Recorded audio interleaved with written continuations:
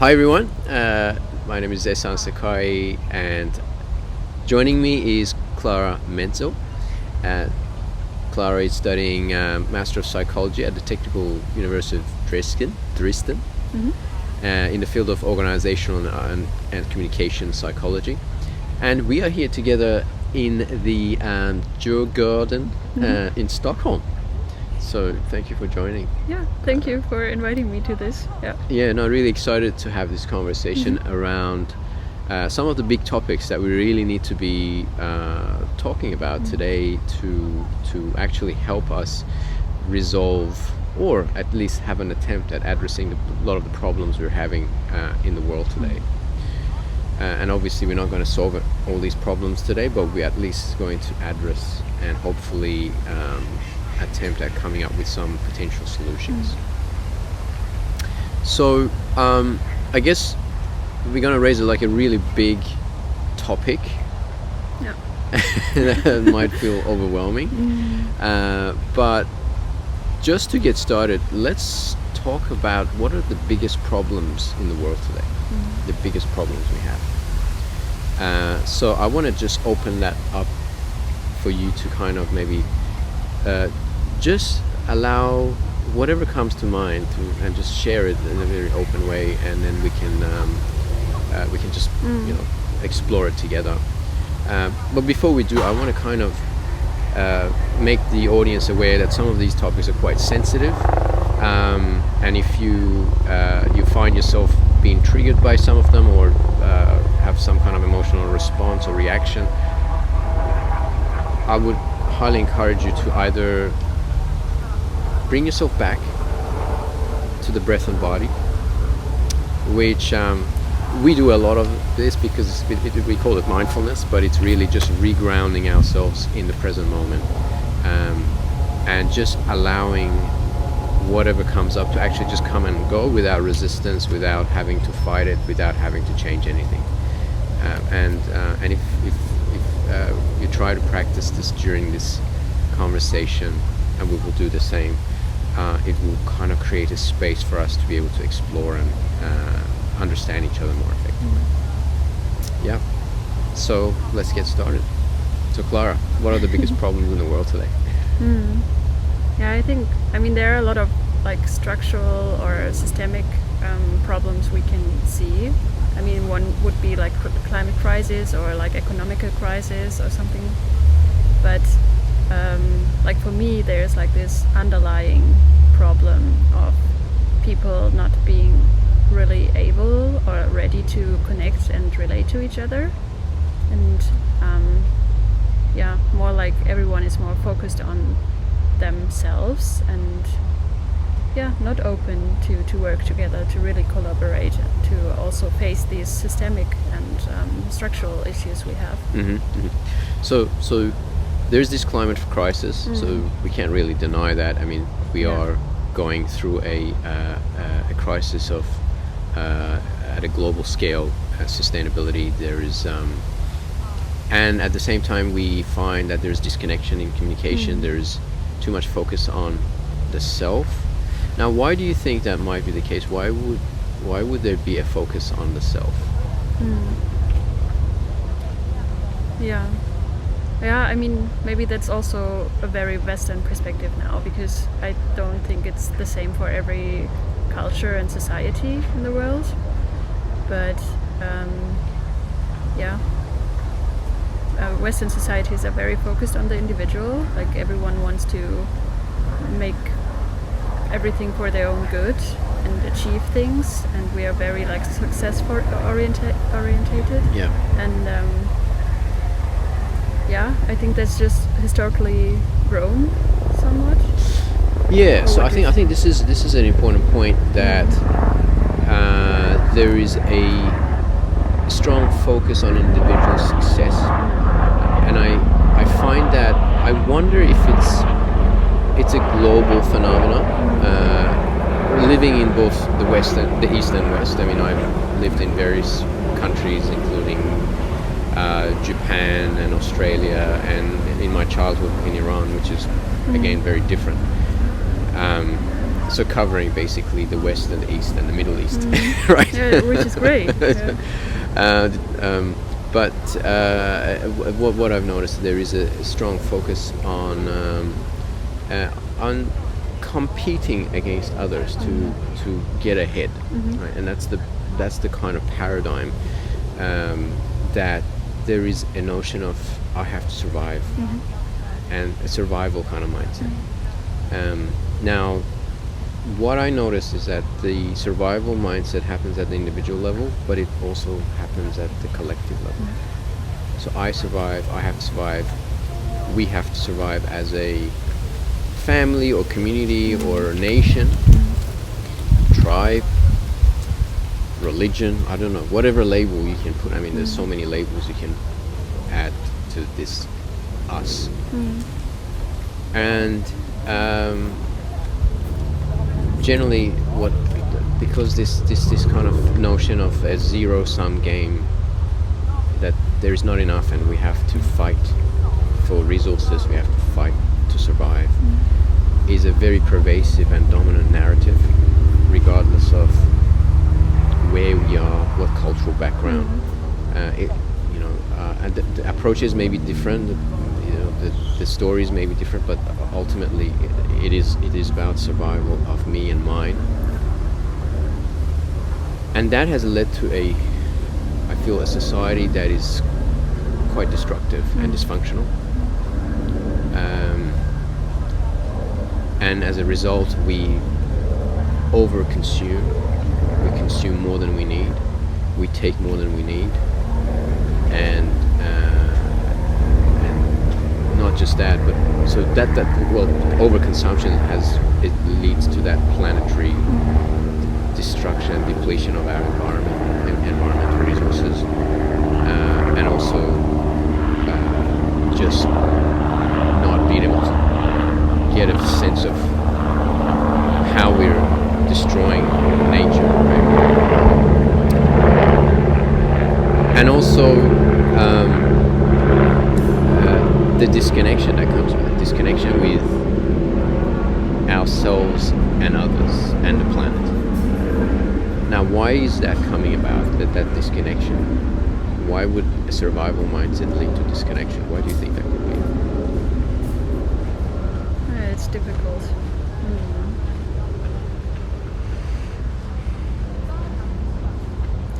You mentioned so many things, so maybe we're going to come back to maybe one topic. Yeah, so I think like one thing is very inherent for human beings, and this is kind of like being part of a group, and also in distinction to I'm not part of some other group, so that we are just creating groups sometimes just in our individual mind, but also like collectively, because we want to have this kind of sense of belonging.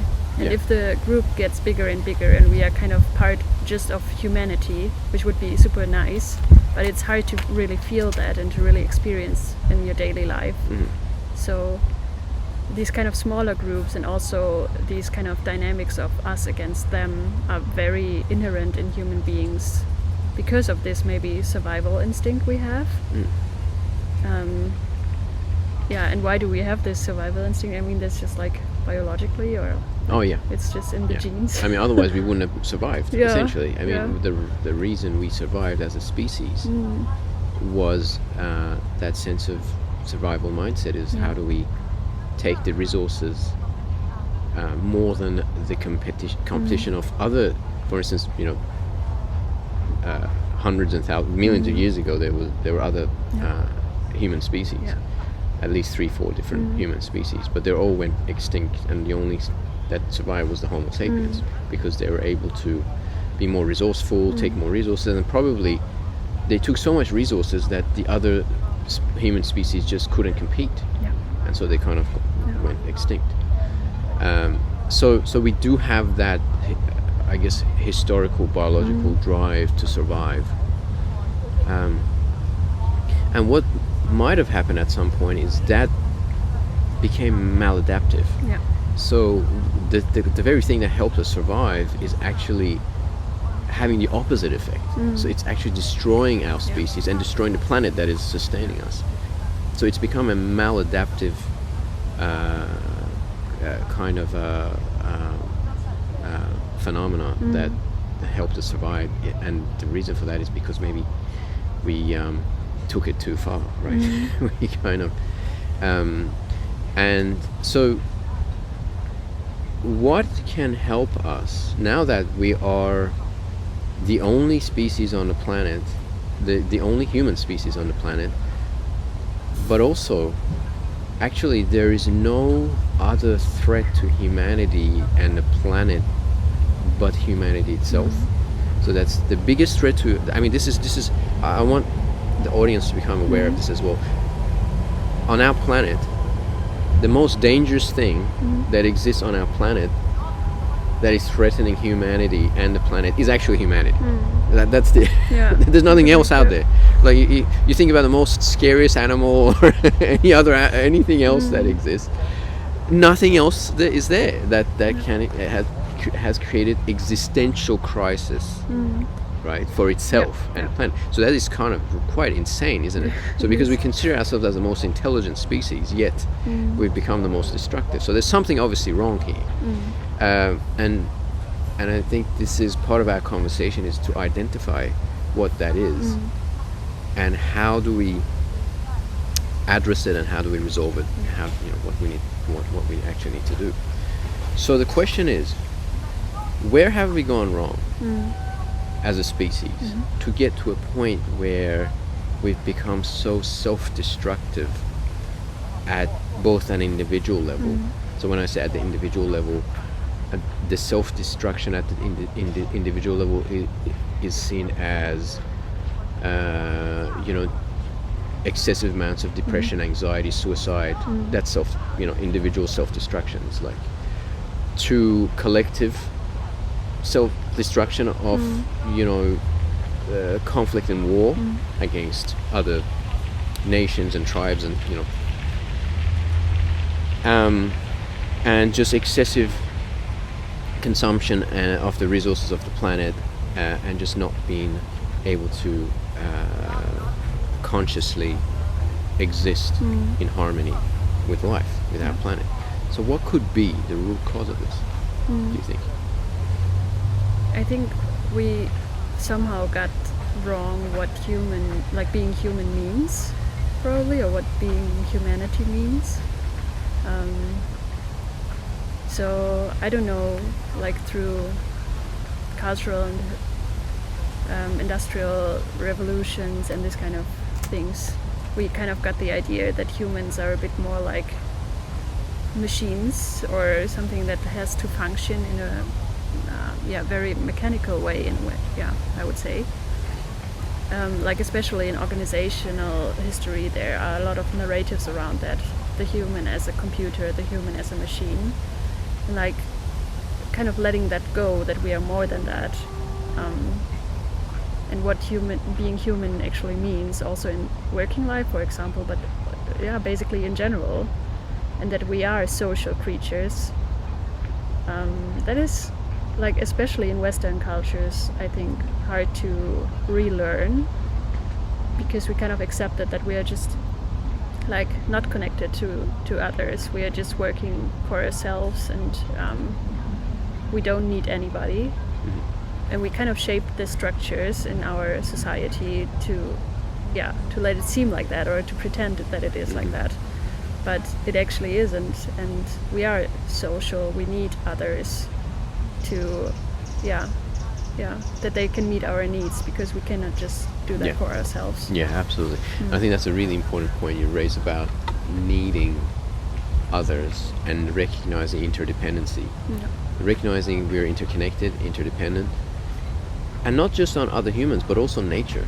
I think we've forgotten that we need the planet to survive. Right? We are part of nature. We are part of nature. So we've kind of created a separation between humans and nature. It's like us and then the nature, right? And then within us, again, we've created more separation, more segregation, and so it's kind of not really seeing life as a one interconnected system. That everything's interdependent, everything's connected, and being deluded by separation. So separation being a kind of a delusional belief system, me and mine, versus the world, and what can I take from me and mine so that me and mine can survive at the expense of the greater whole. And that has led to both planetary destruction as well as the social disintegration, inequality of wealth, war and conflict, all sorts of things, right? A lot of the societal problems we have. So going deeper into that,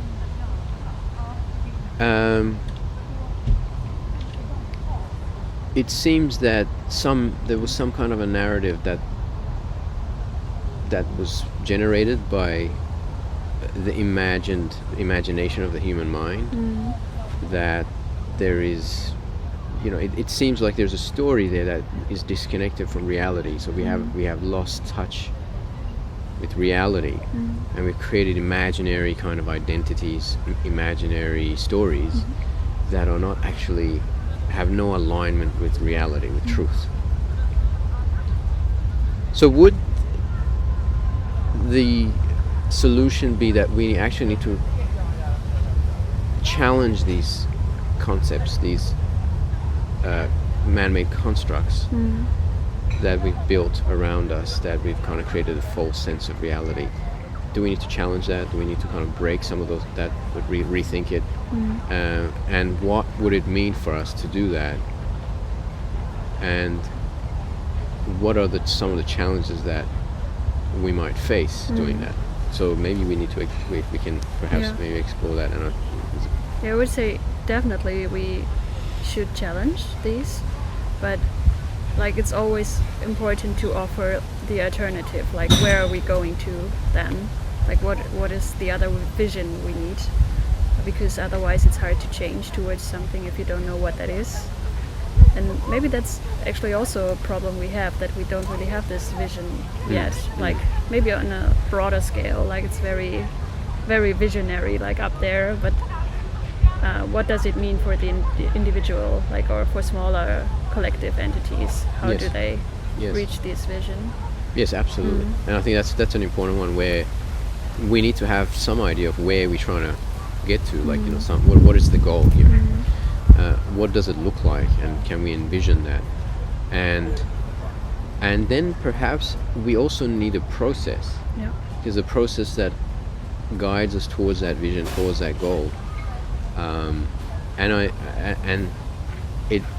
it almost like there's two sides of it. I think we need some kind of goal to work towards, but we also need, what are the steps, what are the processes? So breaking down some of the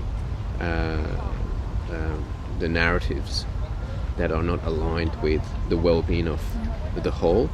And I think that's what we've got wrong. It's like, it's actually not about just in the well-being of an individual or a group, but actually that individual and the group is actually connected to a much larger connected system, at the social level, at the global, at the natural world, in terms of that interdependence, interconnectedness, and it's just really seeing that.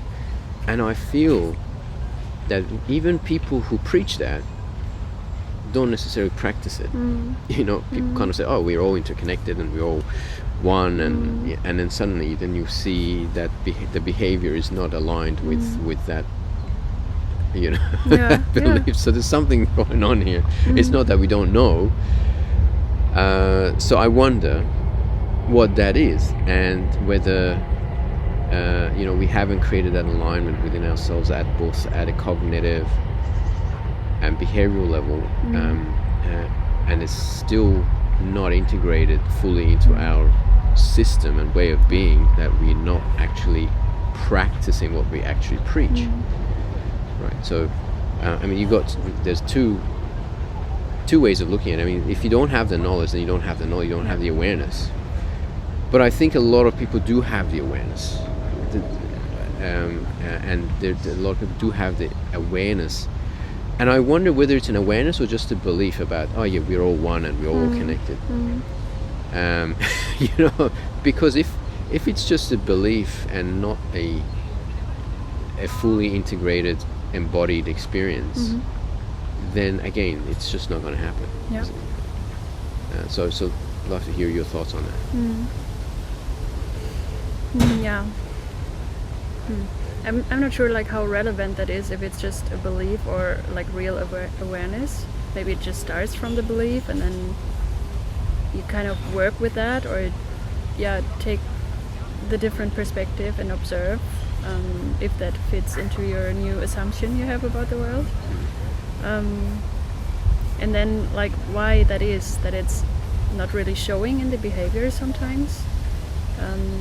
I think it's super hard, like even if you have the knowledge and you are aware of this, to really train and practice within the context that is dysfunctional.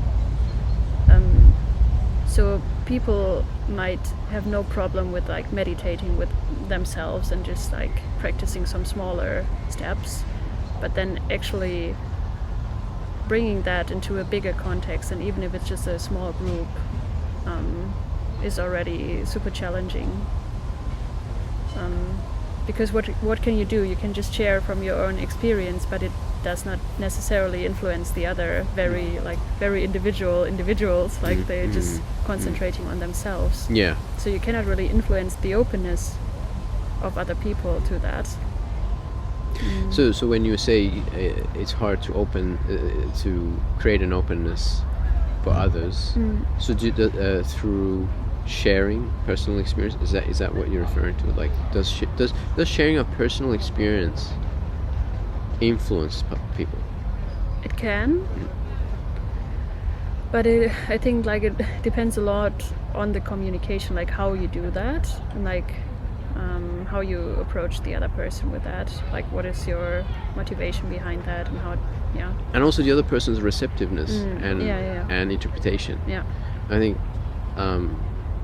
for instance, I've kind of experienced times where I have shared a story with the intention of getting a certain message across, but it was completely perceived in a different way, and it was seen in a different way, interpreted a different way, and sometimes even the opposite of what I was trying to communicate. Right? Yeah.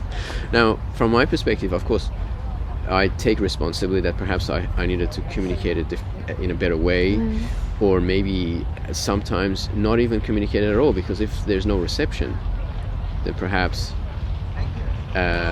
it's not even the right time to communicate a story that person cannot be receptive to, because they might not be in that state to be able to see it. So I think that's the two things, and it's a matter of, okay, how can I take responsibility for my communication so that it is received in the way that is intended. Because often what happens is, when we miscommunicate, the natural tendency is to blame the other person for not understanding what we meant, right? Rather than, actually, maybe I need to take responsibility for my communication. And I've through my own experience, I've discovered that when I do step back and take responsibility for my communication, and sometimes it could be just reaching out and apologizing for not clearly explaining, or maybe it was not timely, maybe whatever it was, it led to a more positive outcome than saying, but you misunderstood me, or you misinterpreted. So you're kind of putting the blame indirectly, not attacking, not even attacking, but even just putting the burden and the responsibility on the other person to understand me, right? So it's really interesting. So that's kind of when it comes to that communication. But I'd love to hear your perspective on that. I think accountability and like ownership for your own words and actions is like the greater thing for others also to get you like really your authentic self, and then might open the door for him to behave the same way. Yeah, absolutely. So, and that's been my experience, where when I take responsibility, they take responsibility for their part. Yeah. So they there've been instances where, for instance, I've been working with others, and I've given them a set of instructions about doing something in a certain way, and then they went and did something completely different. And then I was like, when I received that, I was like, whoa, what is this? I mean, this is nothing, you know. And then I just pause, and it's like, I'm sorry, actually I probably didn't explain it in a clear way. And then when I said that, though, then they would apologize for not confirming with me or inquiring further, or so they are taking responsibility for their own part of that communication. Whereas if I, for instance, say, it's your fault, you misunderstood, you didn't, what's wrong with you, or something like that, and then they would attack as well, right? It was like, well, you didn't explain it, bro. So it actually leads to a very and that's how the conflict will arise, because no one's taking responsibility, right? So yeah, it's great we talked about this part, because I know communication is also an interest of yours, and I think accountability and ownership, being responsible for communication is quite powerful when it comes to working with others, interpersonal relationships, teamwork, and in leadership, right? It's just like whether it's a team member, whether it's the project manager, whether it's a leader, whether it's anyone, right? It's just owning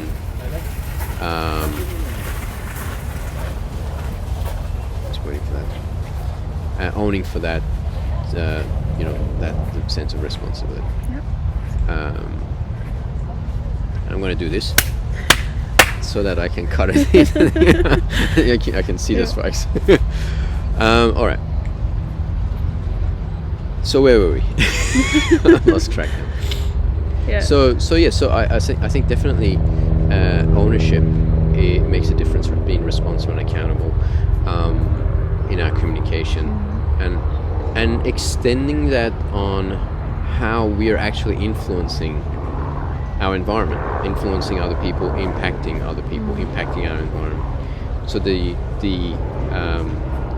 idea of ownership can be actually very much extended to taking responsibility for our impact on ourselves, our own well-being and effectiveness, but also on others, how we are impacting others.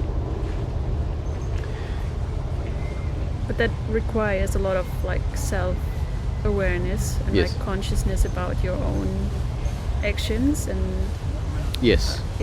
thoughts, everything. And I think that's a good point, where perhaps self-awareness and I know that word is thrown around a lot these days, and everyone talks about how important self-awareness is and how little people actually exercise it. And we're all work in progress, but it shows in recognition of how is my thinking and being and my behaviors impacting myself, other people around me, the environment. So it is that self-awareness extended to social awareness, the understanding of other people, empathy, which leads to empathy and compassion, understanding, and then a more wider environmental, what we call the VUCA awareness, volatile, uncertain, chaotic, ambiguous world that we live in. So this extending that awareness so that we then see that the interconnectedness and interdependency at a systems level. And also being more tolerant or accepting of that, this kind of complexity. Yes. And one thing that I think self-awareness can teach us is we gain insight into human imperfection, our own imperfection. And when we reach that and we acknowledge it, we don't justify it, or we don't kind of hide it away, or kind of turn away from it, deny it. And I think that's what happens when most people deny it, because, and we'll get into the conversation around identity, is because there's a story of me being the good person, the right person, doing the right thing. It's almost subconscious, and I think this is kind of growing up. We think that we have to be a good person and a perfect person and do everything right, and when we fall short, either we deny it or blame ourselves later, kind of kind of become self-critical. So there's the two pathways of denial and deep self-criticism, which are kind of both are ineffective in terms of growth and development. We can't evolve if we do either of these two. So the third option is actually recognition and awareness and acknowledgement, but then also perhaps bringing self-compassion, self-forgiveness for that. It's the fact that we're human and we make mistakes, and we, and I feel there's two dimensions of imperfection. One is just physical limitation, like we don't have absolute knowledge and absolute kind of awareness of everything. I mean, we can try to improve that, but it's just we just don't have it. Physical limitations of sight and hearing and cognitive limitations of knowledge. So it kind of gives us that it's inherent. Like no matter who we are, we're gonna have that limitation. It's not like you can't overcome it. So acknowledging that, and then that creates a sense of humility, but also curiosity, maybe. Curiosity, yeah, absolutely. Curiosity will lead us to understand ourselves and others, and more effectively. But that sense of acknowledgement just kind of realigns us with the reality of what is, which is we're actually imperfect, no matter what we do. But we can work with that. We don't have to fight with it. We work with it. So that I think that could be a thing we need to look at. And I guess the next question is, where did that narrative come from that we need to be completely, perfect and good and all of that? Where did it come from? Do you have any assumption about that? Well, I think it could be cultural. Yeah. So in our societies, there's this notion of being good, being the best, and also kind of, in a way, we're taught that whether we as a nation or we as a religion or we as a group are the good ones, and everyone outside of that group is the wrongdoers, the bad, the evil ones, whatever it is. So that kind of narrative has been taught to us from childhood. I think that's one dimension of it. So that's the kind of the cultural dimension, and the other dimension is just the feeling of self-righteousness. I think I want to be good, and I want to be the best, or I want to be better. At the root of it is probably survival. Yeah. So it could be it's a kind of a more evolved, or I wouldn't say evolved, but at the core of it is a sense of significance that we need to have. Is a survival thing at the root of it, right? It's like, I would even say like social survival, because like this kind of guilt and blame, these constructs just help regulating people within social contexts, and like thriving for being a good person, being perfect, is like for me connected to fitting in a social context and like being accepted by other people. And I can imagine that like this is like being a bigger problem right now. Like people are more criticizing themselves and maybe struggling with themselves because they are experiencing more disconnection to other people. And this is kind of the negative spiral we are in. More like disconnection, more self-doubt, and like questioning yourself. But this is also not really connecting you to others. So this is just like spiraling down. Yeah. So if that's what would be the solution to this? Since the desire to fit in actually has the opposite effect of not being connected, which is really what he's trying to do. And what could be the remedy for that? Yeah. Because right now I think it's just like we are overdoing that, because like the structures don't allow us, or I don't know if it's the structures, or it's difficult. So I've played with this idea quite a lot, and the only sustainable solution that I've adopted for myself is actually addressing the survival thing, and to the point where, do I have to survive? And actually the answer is, well, not necessarily, because we are going to die anyway. And so it's a delusional kind of thinking to think that survival is the ultimate game, because it's not. I think from a universal perspective, the only ultimate game of the universe is evolution. It's an evolutionary process. It's not about survival. Everything's dying all the time. Birth and death is just a natural process. So if we want to align ourselves with reality, it's actually the ultimate game. If you want to play the game of the universe, and not just the game of the human mind, which is dysfunctional anyway, is actually, life is about evolution, so it's not about survival. And so everything that is happening in the realm of creation is undergoing the process of evolution at both an individual level, at a collective level, at a global level, at a macro universal level, right? There's a constant evolutionary process that's taking place, and when survival is no longer the game, and actually acknowledging death is inevitable, and making peace with that is making peace with not surviving. I've experienced more freedom in that than any other strategy or way of thinking or belief system or anything, right?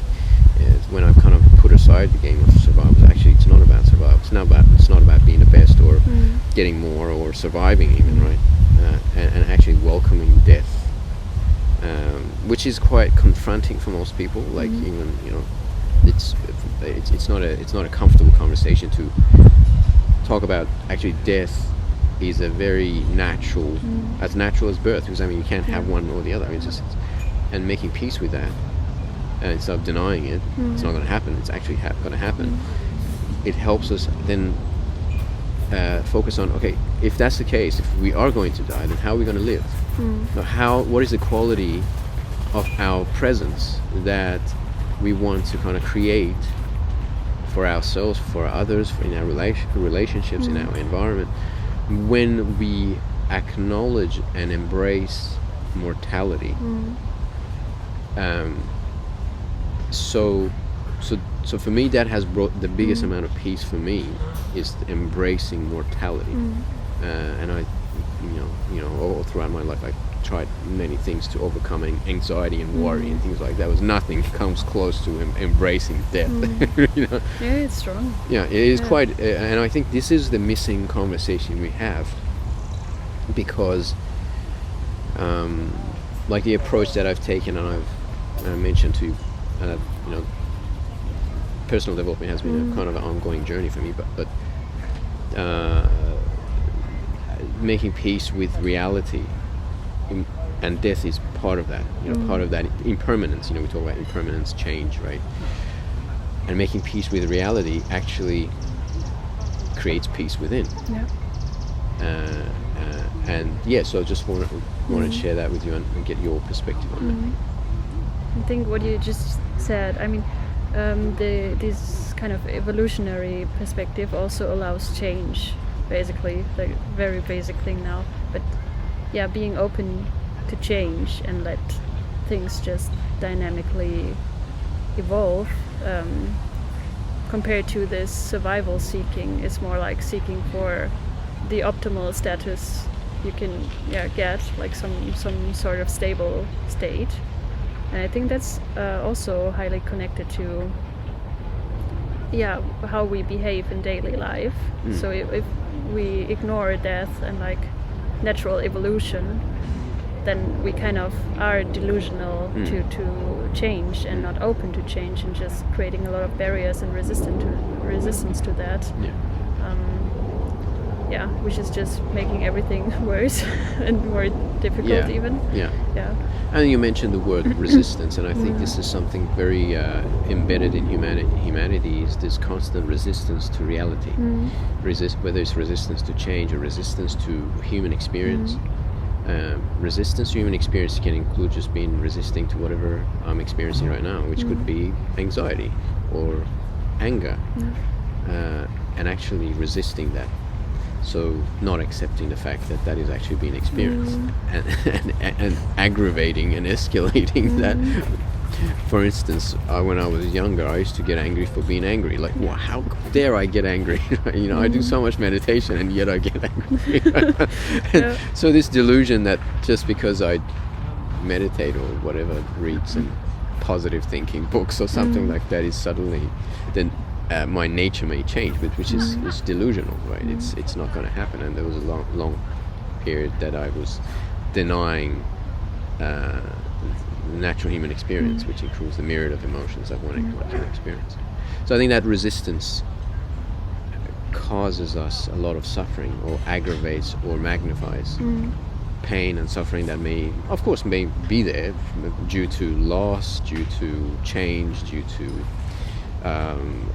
whatever circumstances may arise that may be unpleasant to the mind, right? The mind doesn't like stuff, and one of the things I've kind of discovered is that mind is constantly seeking pleasure and tries to minimize pain, right? It's just that it just constantly wants more of good stuff, and not anything uncomfortable or painful or boring, whatever. It's not pleasant to it, and that constant struggle actually causes more suffering. Right? It's just like, oh, I don't want to be here. I want to be somewhere else, or I don't want this.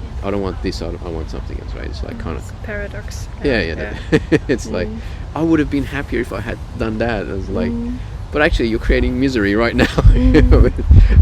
But so there's no awareness of that. So I think that's something to look at. Is the nature of the human mind that has, for some reason, become quite dysfunctional in its way that it interacts with the nature of the present moment, which I think animals probably may not experience it to the level that a human being does.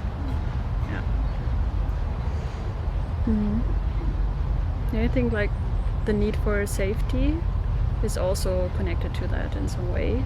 So the mind is not only seeking for pleasure, but also for safety. And I don't know, maybe the world right now is too complex, or I don't know what it is, that we don't really find safety anymore. Maybe we are just not really aware of this need at all, and how we can deal with that and get that satisfied. So the need to feel safe, you mean? Yeah. And is that physical safety or psychological safety? Yeah, I mean, they're both aspects. Yeah. Now, just on that, because it is about survival again. Safe. I've got to be safe, and it's a kind of survival thing. And I will go back to what I mentioned about the comfort with death, and making peace with death. I found that has been the most helpful for me personally to overcome the need to feel safe all the time. And of course, the mind's natural condition is to always look for threat in the environment. No matter how safe our environment is physically, we still can perceive the environment as unsafe. Because there's something that humans have, which is imagination of imaginary threats. And to the degree where at a dysfunctional level is, oh, I could be attacked, so let me attack first. The possibility of being attacked is there, so let me attack first so that I can minimize that, so that's actually happening at both an individual and collective level right now. Is unless and it's kind of, unless I strike first, I can't feel safe. Some of the things that I think we've lost connection with is, and I call it losing connection with reality, is certain notions that it's man-made, like it's a man-made construct. One is ownership, and ownership is thinking we own things, and we actually don't own anything. Everything's arising and passing, and in nature there's no ownership. And if you look at a bear doesn't own a cave. The bear might be in a cave, but it might move to another cave or somewhere else, and then or it dies, and it's like it doesn't own. So in nature we never talk about ownership, but ownership is in the context of human societies. We own, possess things, own things. It's a man-made construct, and it has caused more harm than good. And if you look at indigenous cultures, in indigenous cultures, again, there is no ownership of land. Like it's we belong to the land, but the land doesn't belong to us. So that's more aligned with reality. Then it's more aligned with the nature of things, that the whole is the owner of whole creation. If there is one ownership, if there is a concept of ownership, it's the universe owning everything, not rather than an individual human being or anything in creation. Right? So realigning with that reality of non-ownership. So one of the practices I have is declaration of that. So the declaration of non-ownership is saying I own nothing. I have nothing and I own nothing, and everything I have and everything I think that I own belongs to the universe. Now the word universe can be exchanged with anything that represents the whole, the infinite. It could be the divine, it could be God, it could be, but that entirety of eternity and the whole, right? So it's almost when we become aligned with that, and we surrender to that, surrender in that, then the natural byproduct of that surrendering, and surrendering ownership, surrendering will, and in spiritual traditions, now I kind of said sometimes I might say something might trigger someone. This could be one of those things, so apologies for anyone gets triggered about this, but in spiritual traditions, in Christianity, for instance, Jesus says it's not my will but thy will be done. It's the surrendering to the universe, to the to eternity, to the infinite, that this illusion of control is surrendered to that, right? We have influence, but we have no control. No matter what we do, there are things outside of our control, and that actually that's the nature of it. That's truth. That's reality.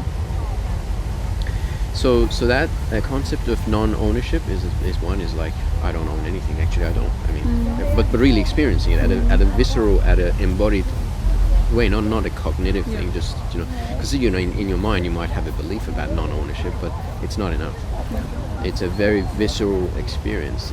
It's an embodied experience of, actually, I have nothing. I really do. Just and with that declaration comes again a sense of deep peace. It's a byproduct of that realization. So non-ownership and the surrendering to the universe as everything that is unfolding, and the word, of course, is important here. That is the non-resistance to the reality of the present moment, whatever is happening. So that reality of the present moment could be anything, any human experience or any experience, anything at all. And non-resistance to it is something I think foreign to most people. In fact, it's very foreign to the mind, because the mind doesn't like not being in control. So when we step into this the experience of a surrendered state, the surrendered state is, actually everything's happening exactly as, you could say as it should, or as it would. Whether you use the word should or would, it doesn't really matter, because it's actually, reality is as it is. So resisting reality can only do one thing, and that is suffering. And then you can't do anything else. and you can work with reality, and you can say, okay, this is what's happening now. I can maybe do something about it. But there is no resistance. There's no complaint, blame, attack. It's like, okay, it is as it is. So what's next? Can I do anything about it? No. Well, then I accept it as it is, because it is as it is. It can't be otherwise, because it is as it is, right? So I think that's another one, and the third one is identity, and we haven't really talked about identity, but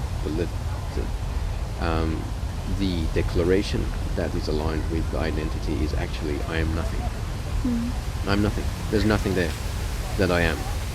So that again clears all the mental concepts of who I think I am. And when there is nothing, there is complete freedom and all possibility. All possibility, infinite possibilities arise in the present moment when there is no identity. So these are the three primary spiritual practices. One is around non-ownership, that I have nothing, that all is owned by the universe, by God, again, with whatever word that can work for people. The second one is the surrendered state of surrendering to the present moment in whatever form it takes, whatever form. And that, for a long time I struggled with this, because I was always resisting the present moment. I always wanted to be somewhere else. I always wanted to be arriving somewhere, never arriving. This was like constantly trying to seek. And that's the kind of it is actually what most people experience. They're always trying to arrive somewhere but never arriving. There may be goals, you achieve the goal, but then there's something else, then there's something else, there's something else. When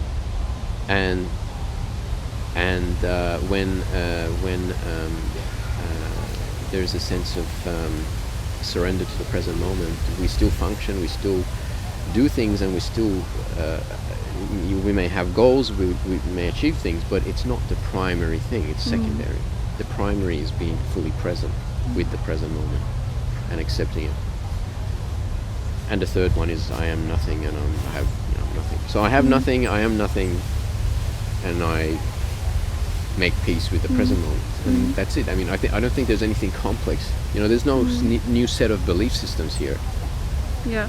It's not like we gotta put more content in our heads. It's the practice of aligning with reality. That's my spiritual practice, is aligning myself with reality. And when you align with reality, the natural byproduct of alignment with reality is the experience of bliss and peace and love and freedom. All the things that I think is important to most people, but everyone's using different strategies and most of those strategies are happening at the cognitive level, but they're not sustainable. They're just not a sustainable. Anyway, that's kind of what I wanted to share in that space. So, open to your reflections on that.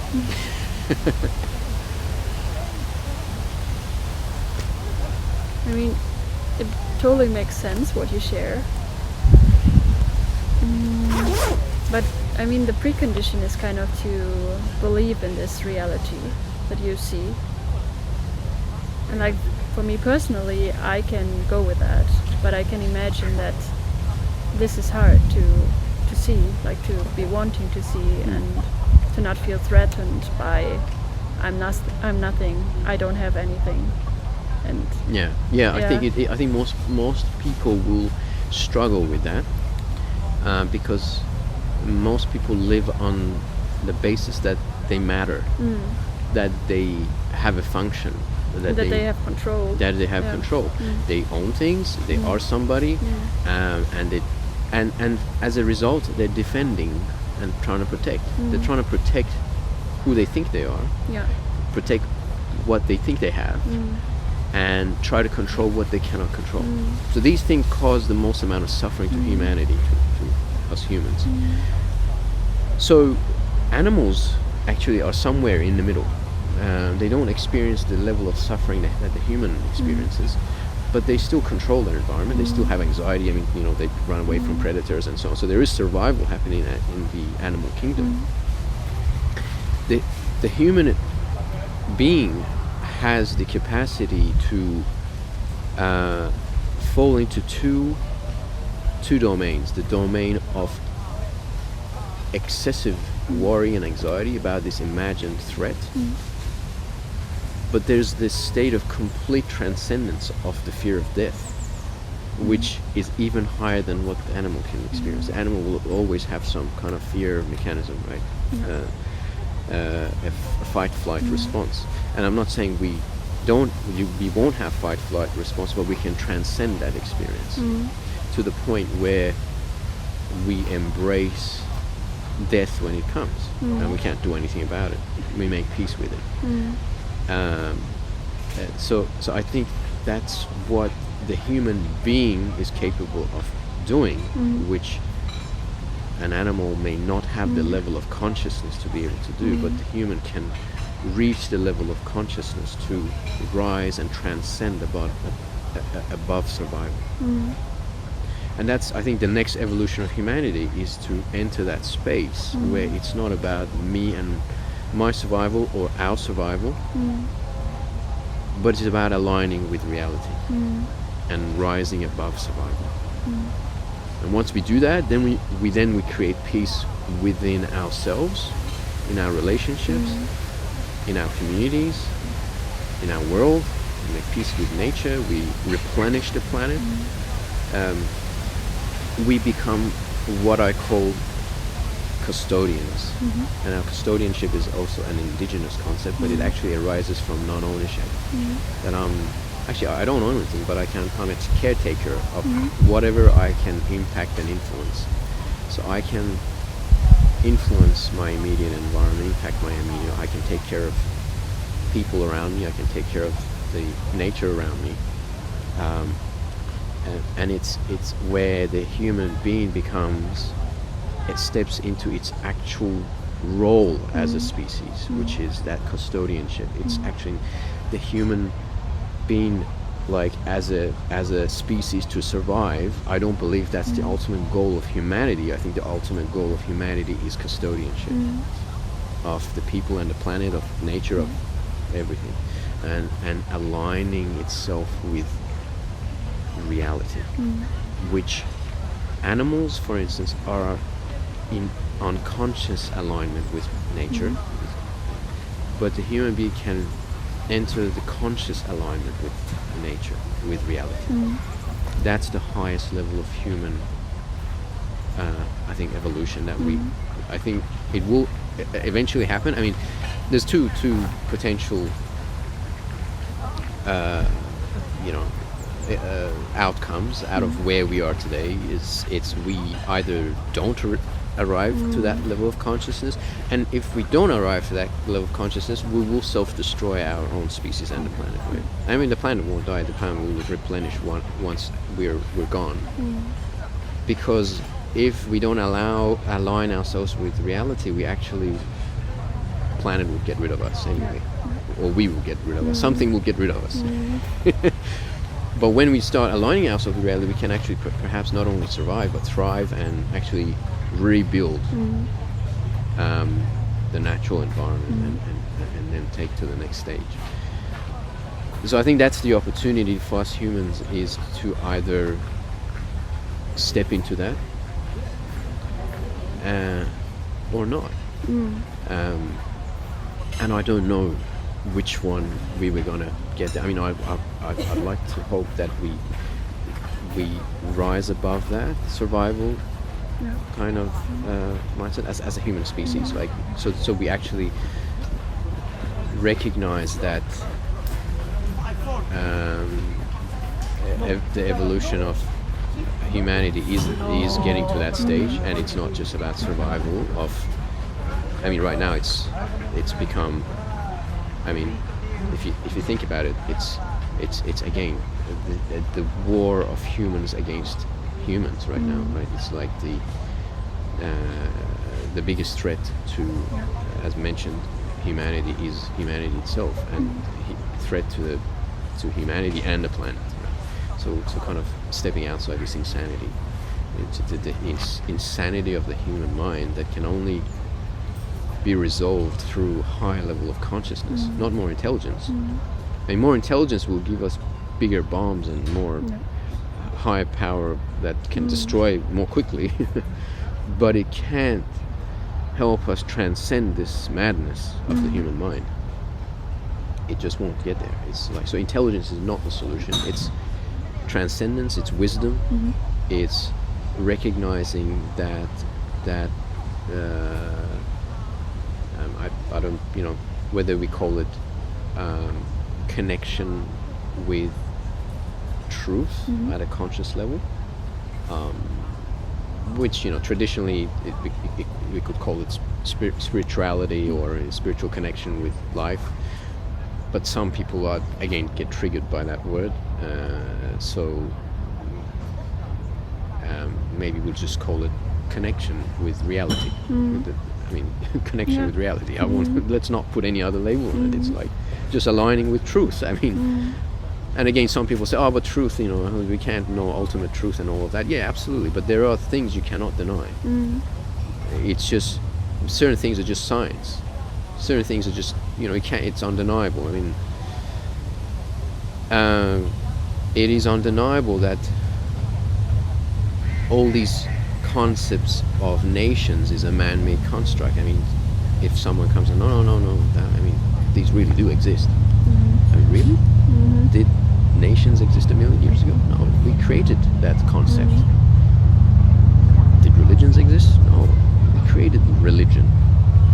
There are spiritual truths, for instance, or realities, or whatever you want to call it. Again, don't want to put a particular label on it. And there are people who were enlightened enough to try to get us to align ourselves with that. They said, look, align yourself with reality. And then we went and made something else out of it. It's just like, that wasn't meant to be. We created all these stories about, these imaginary stories that,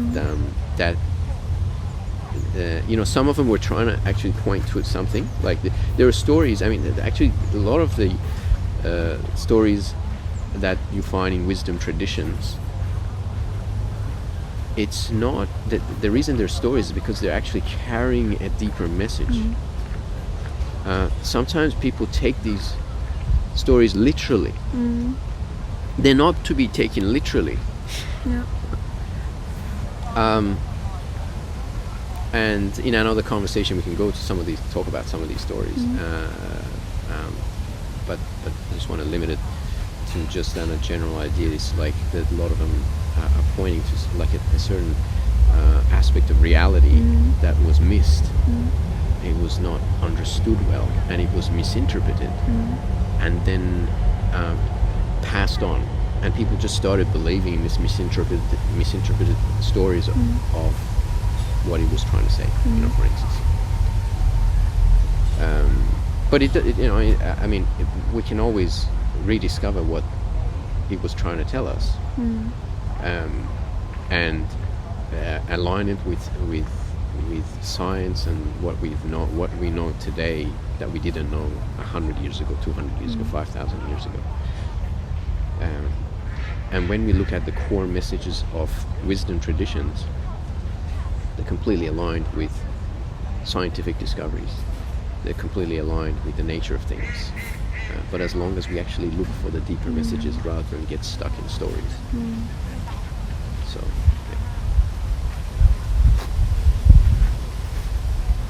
wow. Anything else that comes up for you in terms of in that space, in that conversation? I think it will be a very painful process for like everyone, and society, humanity as a whole, because we have like so many beliefs that we would have to let go of.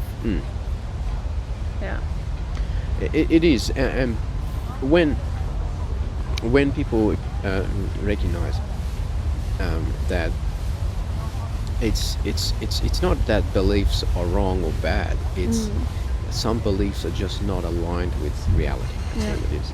So when we have understanding of and we create we may have mental concepts but that are more aligned with reality, and they become beliefs, but then beliefs that are more aligned with reality, and that's fine. I think the challenge for humanity is let go of the belief systems that are not aligned with reality, that are imaginary things, right? Imaginary concepts and stories that don't actually have any they're not rooted in reality. So it's so I think that's the biggest challenge for us, and is to recognize that for ourselves, and open up that conversation.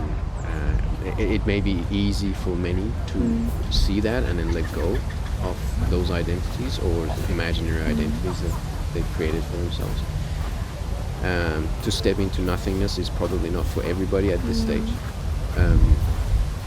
And I mean, even for me as a personal experience is when I forget to have these practices of these declarations, because they're realigning me with reality. When I forget to do that, I actually create more suffering for myself. I mean, it's an experiential thing for me.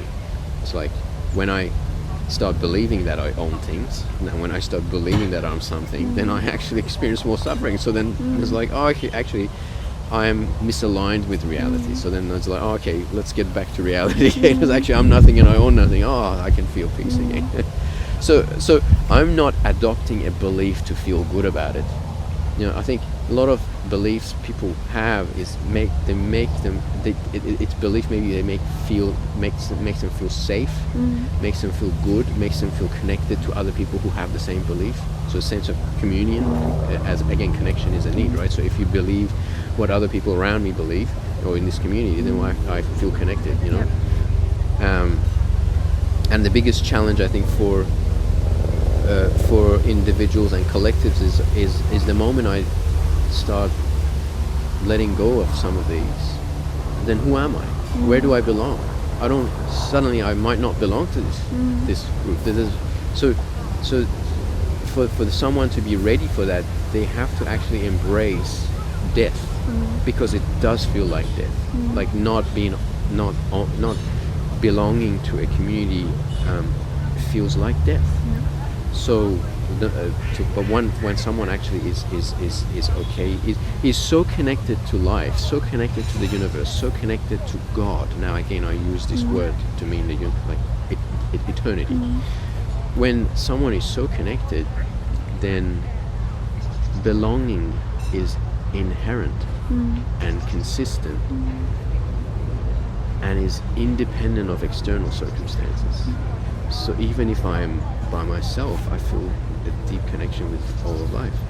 So I don't need to necessarily. So this, I think, the biggest, and I think for to reaching that point is being okay with death, with not belonging to a community, to a group, to a having any kind of and not everybody's ready to step into that. I think there's stages. So I think I don't think it's a shortcut thing. It's like it's an evolutionary process of shedding away identities that are no longer serving us, that are causing more internal and external conflict,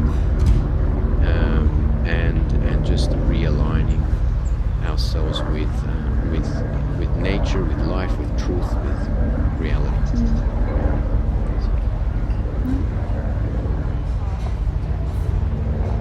Wow, so we kind of covered a fair bit of ground. So I wonder if that might be a kind of a good episode for our conversation today. But we may start a new conversation about what is reality. But yeah, how do we agree on reality? How do we agree with it? Yeah, absolutely. And where is it that there might be different perspectives on it? Because when there's different perspectives, then we can start asking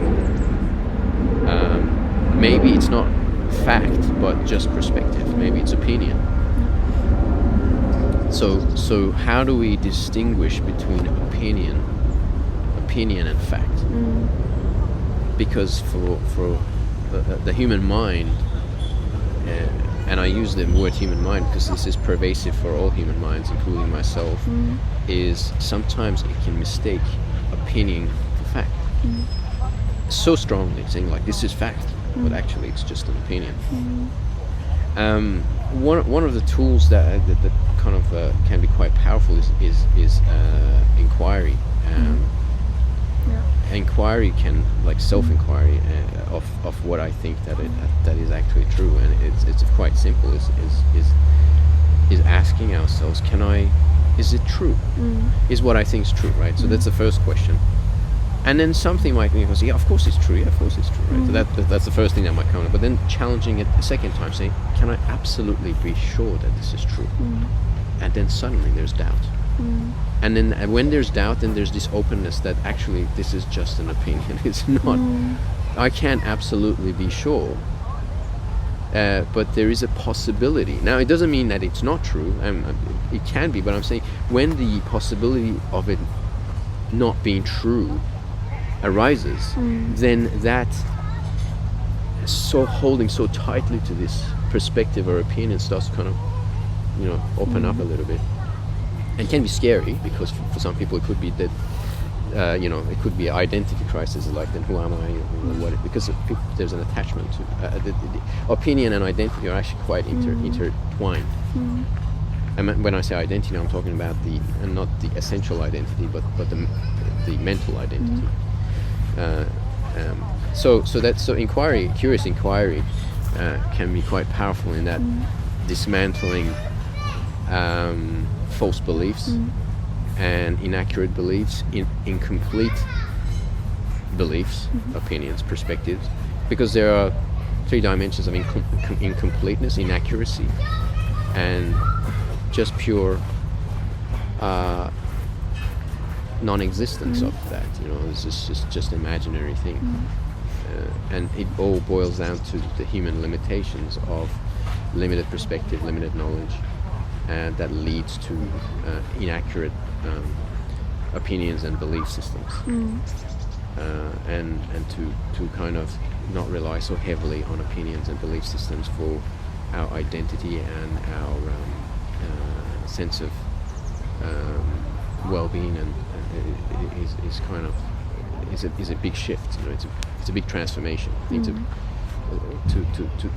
I think when we talk about transformation, and sometimes I talk about transcendence, is like actually completely going above,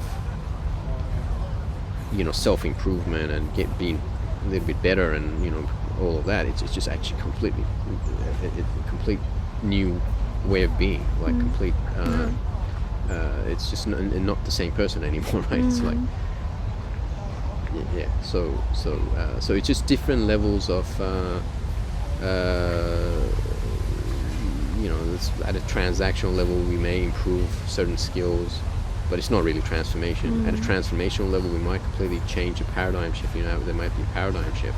At a transcendental level it's actually complete realignment with reality, which is just transcending all human experience, in fact.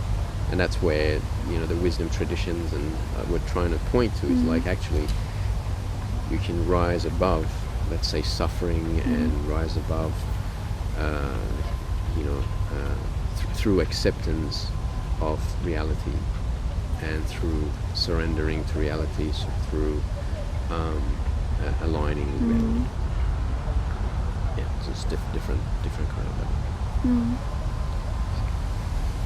And unless we have individuals and collectives step into that,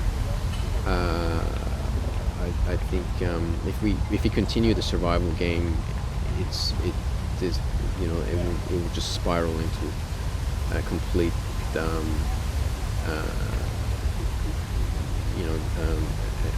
an existential threat to the humanity and the planet. It will just leave that. I think it's a natural course of, if we don't evolve into this new state of human evolution, if we continue to play the survival game, which I don't think is the ultimate goal of humanity. If then we will just naturally just lead to that self-destruction as a species. Yeah. So I think that's it for today, for now. Thank you so much for sharing. And thank you for your insights and questions. And I think we had a very fruitful conversation around some big topics. Yep. Thank you. Thank you, Clara. Thanks for listening, everyone. Oh, it's running out of